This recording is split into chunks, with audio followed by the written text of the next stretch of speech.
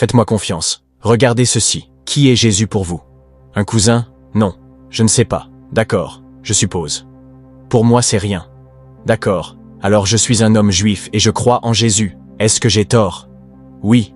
Je suis un homme juif, d'accord. Je crois en Jésus. Est-ce que j'ai tort? Oui. Puis-je lire quelque chose pour vous, des psaumes?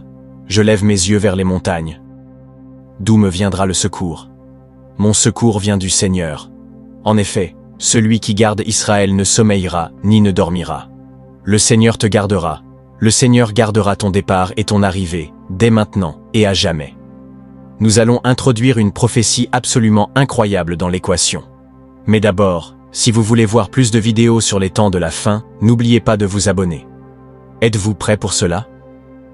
La Bible prophétise que les Juifs, dispersés aux quatre coins de la terre, seront rassemblés à Jérusalem et, tenez-vous bien, ils se tourneront vers Christ. Et vous savez quoi? J'ai une tonne de versets bibliques pour le prouver.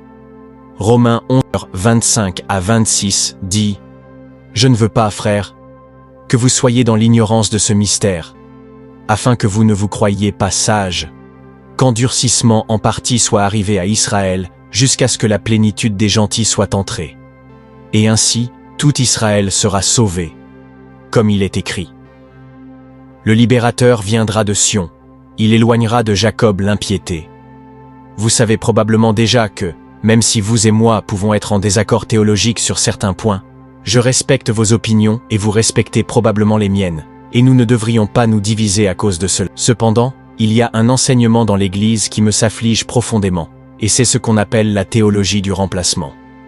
Dans sa forme la plus simple, cela signifie essentiellement que Dieu a terminé avec Israël, que l'Église a remplacé le peuple juif et qu'ils ont désormais toutes les promesses et toutes les bénédictions qui étaient destinées à Israël, mais maintenant l'Église les a à la place. Pourquoi? Parce que le peuple d'Israël a rejeté le Messie, Jésus-Christ. Maintenant, écoutez-moi bien. Si vous êtes un croyant gentil comme moi, je crois réellement que nous faisons partie d'Israël spirituel, comme le disent les Écritures. Car ils ne sont pas tous Israël qui sont d'Israël. Personne ne peut nier cela, mais la Bible est claire. Dieu a réservé des promesses spéciales pour la nation littérale d'Israël. Il a promis qu'il les restaurerait, qu'il leur donnerait une terre, qu'il leur donnerait un roi parmi leur propre peuple, et ce roi régnerait sur eux avec justice et merveille, et ils prospéreraient enfin, et sauraient ce que c'est de vivre dans la paix et la sécurité. Et en fait, ces promesses sont partout dans l'Ancien Testament. Donc dire que Dieu a fini avec Israël ne me semble pas juste, car il est un Dieu fidèle, un Dieu qui garde son alliance, et je crois qu'il accomplira ses promesses pour les Juifs. Alors je me demande si vous pouvez m'aider maintenant. Pensez-vous que Dieu a rejeté le peuple d'Israël? La question doit être posée. Pourquoi est-ce qu'il ne rejette pas seulement le christianisme? Mais en fait, il pourrait même haïr les chrétiens, certains diraient cela. Alors, comment cela pourrait-il être possible qu'un jour, il se tourne vers le Seigneur Jésus-Christ dans la foi? Eh bien, vous savez exactement ce que je vais dire ensuite. Chaque réponse se trouve dans la Bible. Les Écritures disent, dans Romains 11:8, comme il est écrit, « Dieu leur a donné un esprit d'assoupissement, des yeux pour ne pas voir, et des oreilles pour ne pas entendre, jusqu'à ce jour. » Voyez-vous ce que cela dit? En d'autres termes, temporairement, il y aura une cécité partielle, un manque d'amour envers Christ dans le cœur du peuple juif, mais ce n'est pas définitif. C'est plutôt une opportunité pour des gentils comme vous et moi d'être greffés dans cette vigne et de participer à ce salut. Alors, à vous de voir. Les Écritures ont-elles raison ou ont-elles tort? Partagez l'Évangile avec ceux qui sont les moins réceptifs à notre message. Est-ce que ce sont les athées? Non. Est-ce que ce sont les sceptiques? Non. Je pense que ce sont souvent les Juifs. Cela ne veut pas dire que les Juifs ne se convertissent pas magnifiquement en ce moment. Et je vais vous présenter un Juif, dans un instant, qui aime le Seigneur Jésus-Christ. Et son témoignage va vous époustoufler. Mais cela prouve autre chose, qu'actuellement, comme le dit la Bible, il n'y a qu'un reste de Juifs messianiques. Mais ce ne sera pas le cas pendant la tribulation. Je peux vous promettre cela. Même si, au moment où nous parlons, la grande majorité d'Israël est profondément endormie sur les choses de Christ, il viendra un jour où ils seront complètement éveillés au Messie, et ils secoueront le monde avec leurs efforts missionnaires. Une vision que je tiens personnellement est que les 144 000 mentionnés dans Apocalypse 7 seront 144 000 évangélistes juifs. Ce seront 12 000 provenant des 12 tribus d'Israël. Et encore une fois, je crois que cela entraînera un grand réveil spirituel. Non seulement parmi les Juifs, mais parmi toutes les nations. Parce que les gens verront les deux témoins ressuscités, ils les verront faire des signes et appeler à la repentance. Mais non seulement cela, ils verront aussi ces 144 000 missionnaires juifs parcourir le monde et répandre la bonne nouvelle de Jésus-Christ. La Bible dit dans Romains 11:12 « Maintenant, si leur chute est une richesse pour le monde, et leur échec une richesse pour les gentils, combien plus leur plénitude ?» Il faut comprendre cela. Lorsqu'Israël, en tant que nation, reviendra à Dieu, le monde entier sera enrichi d'une manière que nous n'avons jamais vue auparavant. Oh, combien ce sera glorieux! Ce sera lorsque Jésus, leur Messie, reviendra pour sauver les Juifs de la tribulation et qu'il viendra établir son royaume à Jérusalem sur terre. Ce sera un jour magnifique, où il régnera en tant que roi avec eux dans leur terre sainte pendant 1000 ans. Au fait, si cela vous surprend, vous devez regarder cette vidéo que nous avons faite il y a quelques semaines, qui entre en détail sur ce sujet. Mais je sais exactement ce que vous pensez en ce moment. Vous dites, Joe, tu m'as laissé avec encore plus de questions qu'au début. La première question qui vous vient probablement à l'esprit maintenant est la suivante. Au moment où nous filmons cette vidéo, Israël est en difficulté et son avenir semble très incertain. Cela s'inscrit-il dans la prophétie biblique? Eh bien, je trouve fascinant que la Bible ait prédit cela dans Luc 21-24. Ils tomberont sous le tranchant de l'épée et seront emmenés captifs parmi toutes les nations, et Jérusalem sera foulée aux pieds par les gentils, jusqu'à ce que les temps des gentils soient accomplis. Avez-vous remarqué cela? Les gentils, les non-juifs, fouleront et écraseront Jérusalem, et ils auront leur époque, comme pour dire que Jérusalem sera contrôlée et possédée par les gentils pendant une période de temps. Puis-je aller plus loin? En 1967, Israël a effectivement repris Jérusalem des mains des gentils. Mais aujourd'hui, si vous allumez les nouvelles, vous verrez que Jérusalem est toujours en quête de paix. Et aucun d'entre nous ne serait surpris si nous changions.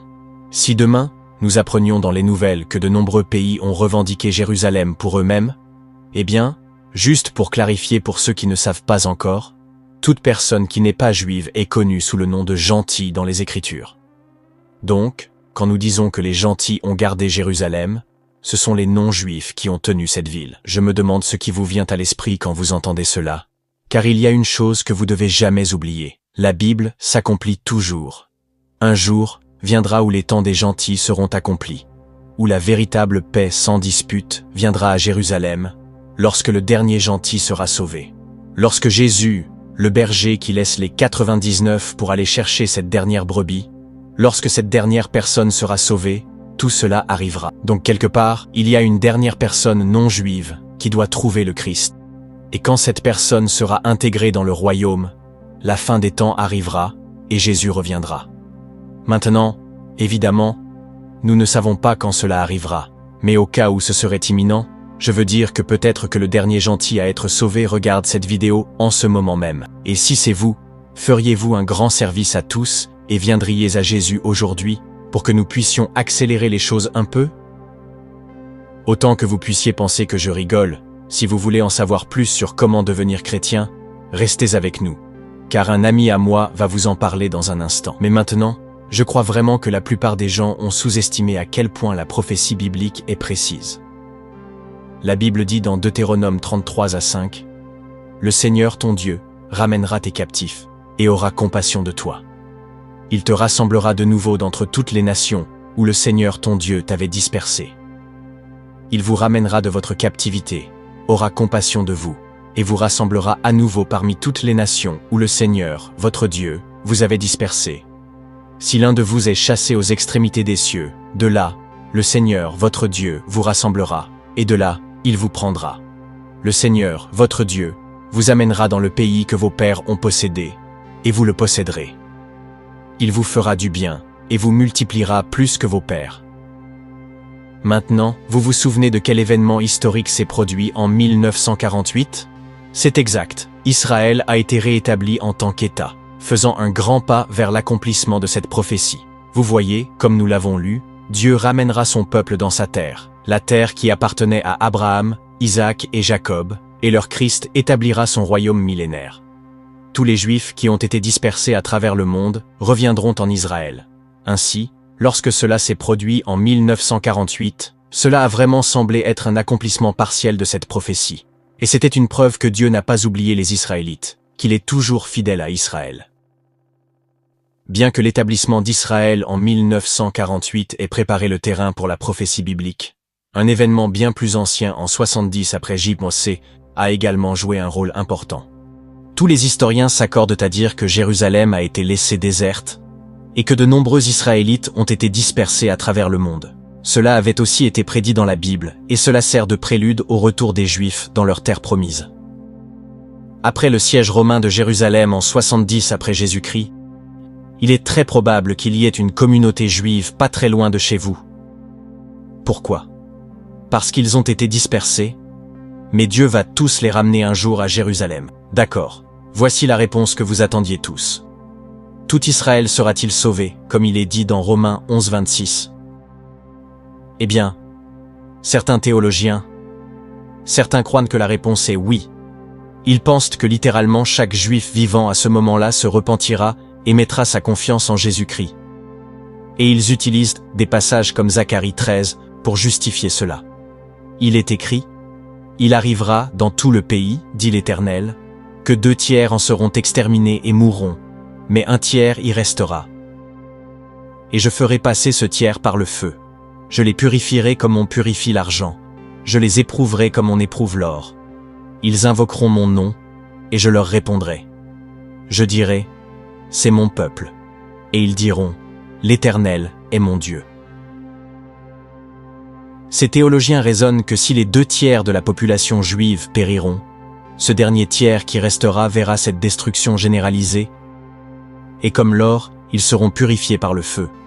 Oui, ce jugement sévère ne laissera en vie qu'une portion d'entre eux, mais cette portion sera le reste fidèle à Dieu pendant cette période de la tribulation. Écoutez bien sûr, nous ne savons pas exactement comment cela va se produire, mais quand vous allumez les nouvelles sur Israël aujourd'hui, il ne faut pas beaucoup d'imagination pour penser que cela pourrait être très possible.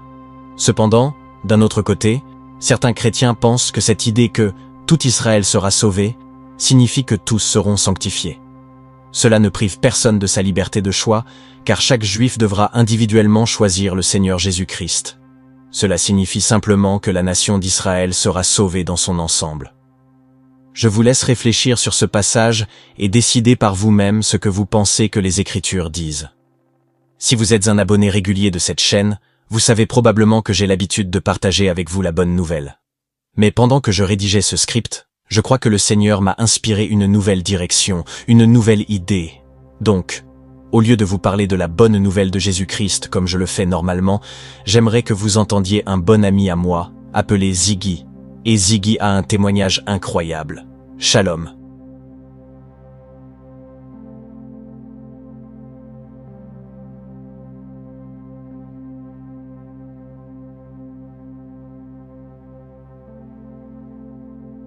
Je m'appelle Ziggy, je suis juif et je crois en Jésus. J'ai grandi dans une famille juive, mes 2 parents sont juifs. Nous respections le kasher, nous allions à la synagogue locale, et j'ai fait ma bar mitzvah en Israël. Puis, lorsque j'ai fait mon doctorat, plusieurs années plus tard, j'avais un très bon ami. Il n'était ni juif ni chrétien. Mais quelques années plus tard, il est devenu chrétien et m'a invité à un événement dans son église. Là, j'ai entendu parler de Jésus, et j'ai fini par lire l'un des témoignages oculaires sur la vie, la mort et la résurrection de Jésus. C'est là que j'ai découvert un Jésus que je n'aurais jamais pu imaginer. Je voyais Jésus, celui qui guérissait les malades, ressuscitait les morts, celui qui pouvait calmer la tempête d'un simple mot. Et je me suis dit, peut-être que Jésus pourrait être le Messie dont on parlait quand j'étais enfant à la synagogue. Mais ensuite, je me suis dit, comment Jésus pourrait-il être le Messie alors que les rabbins le rejettent depuis 2000 ans?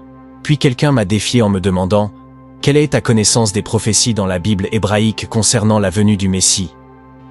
À ce moment-là, j'ai commencé à lire ma Bible hébraïque et j'ai réalisé que Jésus n'était pas seulement venu pour guérir les malades et ressusciter les morts. Il était venu faire quelque chose de bien plus incroyable. Il était venu pardonner les péchés. C'est alors que j'ai compris que le Fils de Dieu était venu du ciel sur terre pour mourir pour mes péchés, en prenant la punition que je méritais, et que j'étais pardonné non pas à cause de ce que j'avais fait, mais à cause de ce que Jésus avait fait. Ma question pour vous est la suivante.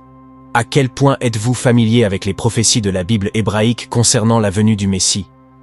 Je pense que nous devons prendre l'histoire de la Pâque personnellement, car l'un de nous doit être racheté, mais sans sacrifice. Comment la rédemption est elle-même possible? Sans l'agneau de Dieu, comment? Il y a presque 2000 ans, un homme juif nommé Hic, nous le connaissons mieux sous le nom de Jean-Baptiste, et vous pouvez imaginer, là il est dans l'eau, Jean-Baptiste. Jean voit son cousin, il voit son cousin Yeshua, il voit Jésus, et imaginez, Jean-Baptiste dit d'une voix forte, « Voici l'agneau de Dieu qui ôte les péchés du monde. » C'est ainsi que la rédemption se fait, non par le sang des agneaux, mais la rédemption par le sang de l'agneau de la Pâque, l'agneau de Dieu, le Messie, Jésus. Nous naissons tous dans ce monde, et nous recevons la vie, nos vies sont plongées dans les larmes. Nous sommes tous asservis à l'amertume du péché qui nous sépare d'une relation avec Dieu, jusqu'à ce que quelqu'un nous parle du doux Sauveur, celui qui est venu nous racheter et faire de nous les siens. Il est venu comme un sacrifice unique et définitif pour ôter la racine amère de nos vies, et, par son esprit, nous faire une nouvelle création, car il est l'agneau de Dieu qui ôte les péchés du monde. Ok. 3 choses très rapidement. 1. Veuillez consulter la description pour voir les fascinantes vidéos que j'ai utilisées dans cette vidéo. 2. Si vous êtes nouveau ici, veuillez vous abonner. Si vous voulez en savoir plus sur la fin des temps, cette vidéo que vous regardez maintenant est juste une partie d'une grande série d'enseignements que je réalise depuis 2 ans. Si vous voulez en savoir plus sur le règne millénaire du Christ, cliquez ici. Chers amis de chemin de vie et foi, quand j'ai commencé cette chaîne, je ne savais pas jusqu'où le Seigneur nous conduirait ensemble. Chaque message, chaque prière, chaque échange a été une semence plantée dans nos cœurs, et aujourd'hui, je vois avec émotion combien cette communauté est précieuse et vivante. Portée par votre fidélité et inspirée par vos besoins spirituels, j'ai ressenti dans la prière qu'il était temps d'aller encore plus loin. C'est ainsi qu'est née ma nouvelle chaîne, Tout en Christ. Un lieu entièrement dédié à la prière, à l'intercession et au ressourcement spirituel. Pourquoi cette chaîne? Parce que parfois, une simple prière peut changer le cours d'une journée. Parce que dans les silences de nos âmes, Dieu parle plus fort. Et parce que vous méritez un espace où chaque vidéo est un moment sacré. Une respiration divine au milieu du tumulte du monde. Je vous invite donc, du fond du cœur, à venir découvrir Tout en Christ. Si les prières que je partage vous font du bien ici, imaginez la puissance de pouvoir vous y plonger plus profondément, à tout moment. Chaque abonnement, chaque visionnage est une pierre que vous posez avec moi sur ce nouvel édifice spirituel. Ensemble, nous pouvons construire un lieu où l'esprit souffle librement et où les cœurs trouvent refuge. Ne remettez pas cela à plus tard. Peut-être qu'une prière attend déjà de toucher votre vie d'une manière que vous n'imaginez pas encore. Vous n'avez qu'à saisir Tout en Christ dans la barre de recherche. Merci pour votre confiance, votre foi, votre amour. Continuons à marcher ensemble, pas après pas. Vous avez toute ma reconnaissance. Je vous invite à prendre un moment de recueillement à travers cette prière. Que le Seigneur vous fortifie et vous éclaire. Écoutons ensemble. Cher Père Céleste, je te loue et je te rends toute la gloire. Je te remercie pour le don d'un nouveau jour, un jour de plus pour expérimenter ton amour et ta bonté. Je veux te remercier pour toutes les bénédictions dans ma vie. Entre tes mains, je place cette journée. Je me réjouirai avec allégresse, car ta grâce et tes bénédictions m'accompagnent. Seigneur, je suis reconnaissant pour les choses simples qui apportent de la joie à ma vie. Merci pour les personnes qui m'entourent, celles qui me soutiennent et m'apportent du bonheur. Je suis reconnaissant pour mes proches et mes amis, pour ces relations qui enrichissent ma vie et m'apportent du réconfort. Merci pour ton amour et ton pardon, ô Seigneur. Aujourd'hui, je te loue pour ta fidélité et pour ton amour inconditionnel envers moi et mes bien-aimés. Tu es la source de toute bonté et de toute miséricorde, et je te rends grâce pour ta présence constante dans ma vie. Seigneur, alors que je vais vaquer à mes occupations, aide-moi à vivre avec un cœur reconnaissant. Que mes paroles et mes actions reflètent la gratitude que j'ai pour tout ce que tu as fait pour moi. Aujourd'hui, Seigneur, je cherche ta guidance et ta sagesse. Montre-moi le bon chemin à suivre et accorde-moi l'intelligence de faire des choix éclairés.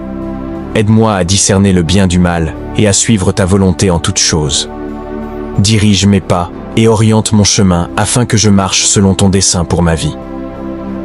Accorde-moi la sagesse de prendre des décisions qui sont conformes à ta vérité et qui glorifie ton nom. Aide-moi à voir les choses avec clarté et à comprendre tes voies. Je prie pour avoir la paix et la clarté dans mon cœur aujourd'hui.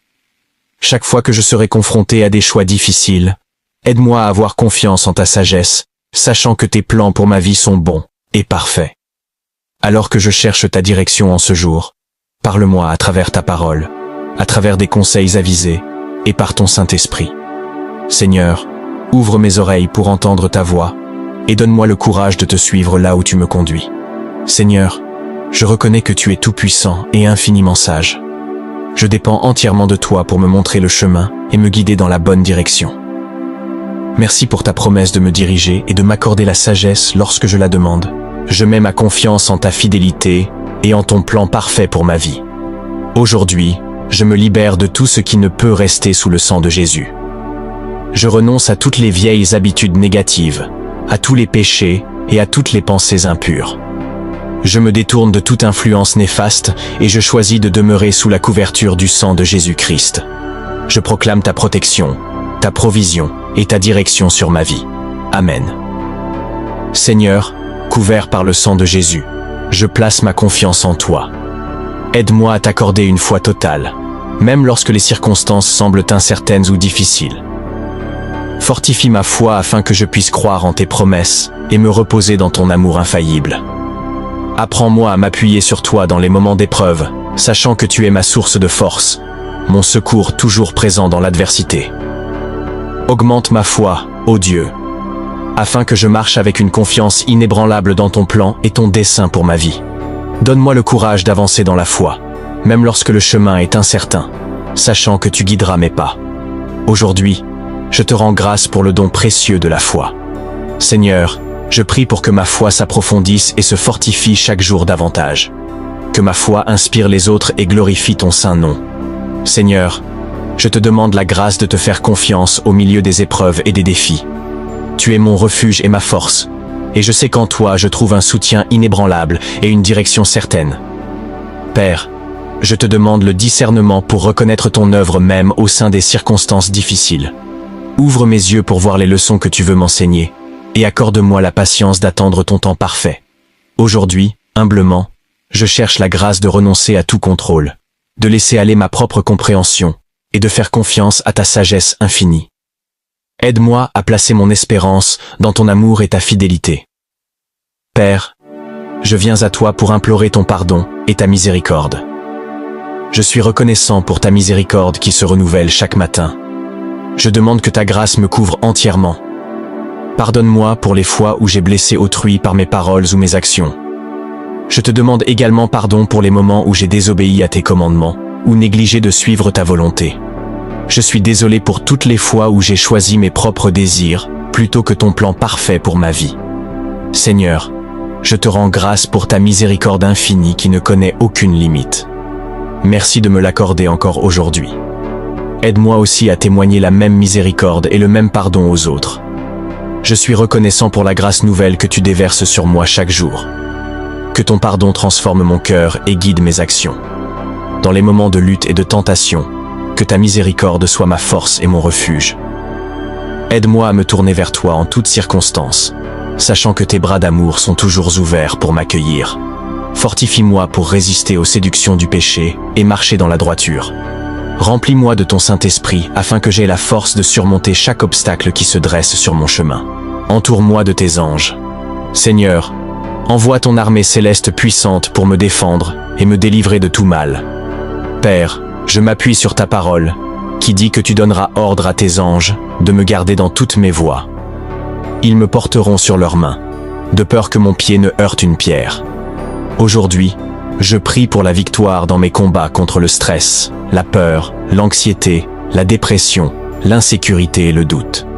Seigneur, aide-moi à m'appuyer sur tes promesses et à avoir une foi inébranlable en ta puissance pour sauver.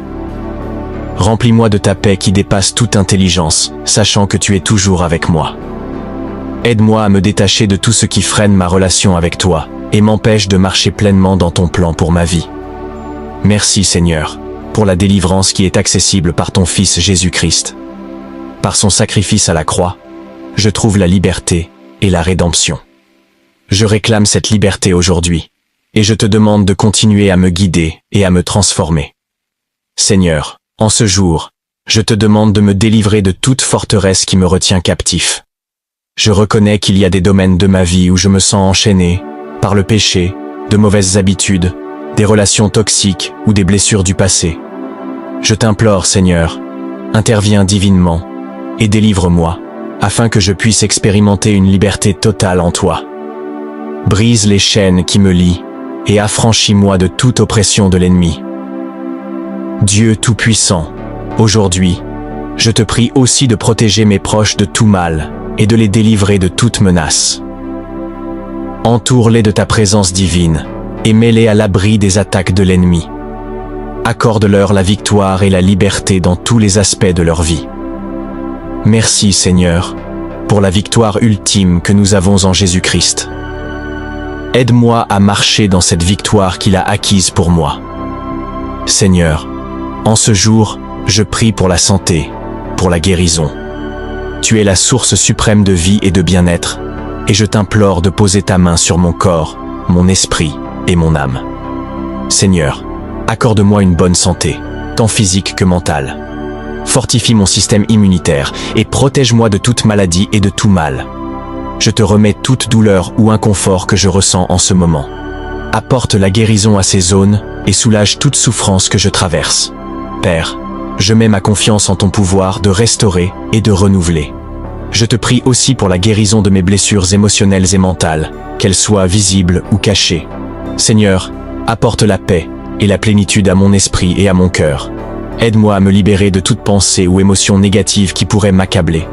Seigneur, aujourd'hui, je ne prie pas seulement pour ma propre santé, mais aussi pour celle de mes proches. Protège-les des maladies. Accorde-leur force et vitalité. Que ta puissance de guérison circule en eux et les restaure pleinement. Merci Seigneur pour le don précieux de la vie et pour les soins et les bénédictions que tu déverses sur nous. Seigneur, je te rends grâce pour ta provision abondante et ta prospérité. Tu es la source de toute bénédiction, et je place ma confiance en ta bonté. Père, merci de pourvoir à tous mes besoins, grands et petits, aujourd'hui. Accorde-moi des opportunités de succès et de prospérité dans mon travail et dans tout ce que j'entreprends. Ouvre devant moi des portes nouvelles et bénis le travail de mes mains. Que ta faveur et ta bénédiction se répandent dans tous les domaines de ma vie. Aujourd'hui, que ta grâce repose sur moi, me permettant de surmonter chaque défi et obstacle sur mon chemin. Seigneur, je ne cherche pas seulement la prospérité matérielle, mais aussi la richesse spirituelle. Aide-moi à me rapprocher de toi, à connaître ta vérité, à grandir dans la foi et à expérimenter la joie et la paix qui viennent d'une relation profonde avec toi. Seigneur, remplis-moi de ton amour et de ta sagesse. Guide mes pensées, mes paroles et mes actions. Je crois en ta fidélité, et je sais que tu travailles toujours pour mon bien. Aide-moi à être un bon gestionnaire des bénédictions que tu me donnes, et à les utiliser pour bénir les autres. Seigneur, je t'implore de me remplir des dons et des fruits de ton esprit, afin que je marche dans ta lumière et que je sois un témoin fidèle de ta gloire. Seigneur, tu es la source de l'amour, de l'espérance, de la joie, de la paix, de la patience, de la bonté et de la maîtrise de soi. Seigneur, je prie pour que tous ces dons et fruits de ton esprit soient manifestes dans ma vie. À toi revienne toute la gloire, cher Seigneur. Père, aujourd'hui, je décrète et déclare que ta bonté et ta miséricorde m'accompagneront tous les jours de ma vie, au nom de Jésus. Père, je prie que ton Saint-Esprit me remplisse et me guide aujourd'hui. Je revendique la puissance du sang de Jésus sur ma vie, sur mon esprit, sur mon âme et sur mon corps. Je couvre du sang de Jésus tout ce qui me concerne. Grande est ta fidélité, Seigneur. Je décrète et déclare que j'ai la victoire aujourd'hui, au nom de Jésus. Merci pour la victoire sur le péché et sur la mort. Merci pour la victoire sur les plans et les attaques de l'ennemi. Merci pour la victoire sur la maladie et les souffrances. Merci pour la victoire sur le manque et sur les pertes. Seigneur, ordonne mes pas aujourd'hui. Je remets ma vie entre tes mains et je te confie cette journée, sachant que tu es aux commandes. Je proclame que je suis protégé par le sang de Jésus. Merci, Seigneur, d'entendre et d'exaucer ma prière. Je prie dans le puissant nom de Jésus. Revendique cette prière puissante dès maintenant, en écrivant Amen dans les commentaires. Que le Seigneur te bénisse abondamment et puissamment. Je déclare que toutes les bénédictions de cette prière reposent maintenant sur toi, au nom de Jésus.